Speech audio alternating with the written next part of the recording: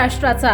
नमस्कार, मी प्रतिभा। संध्या लाईव्ह मध्ये आपलं सर्वांचं स्वागत। मार्केटमधून शेतकऱ्यांकडून केवळ 1 ते 2 रुपये प्रति किलो दराने कांदा खरेदी केला जात होता।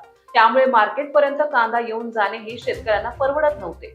या पार्श्वभूमीवर केंद्रीय कृषी मंत्री शिवराज सिंह चौहान यांनी महत्त्वपूर्ण निर्णय घेतला असून आजपासून 12 रुपये 35 पैसे प्रति किलो या दराने कांदा खरेदी सुरू करण्यात येत आहे। लवकरच याबाबत अजून काही महत्त्वाचे निर्णय घेण्यात येणार आहे, असं देवेंद्र फडणवीस यांनी म्हटलं आहे। पाहूया। सोबत आमच्या शेतकऱ्यांकरता देखील माननीय शिवराजजींना आम्ही विनंती केली।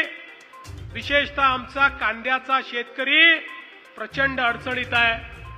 अनेक शेतकरी कांद्याला 1 रुपया भाव मिळतोय म्हणून कांदे फेकून द्यायला निघाले आहेत आणि म्हणून शिवराजजींना मी सांगितलं, काय वाटेल ते करा, पण कांदा विकत घ्या।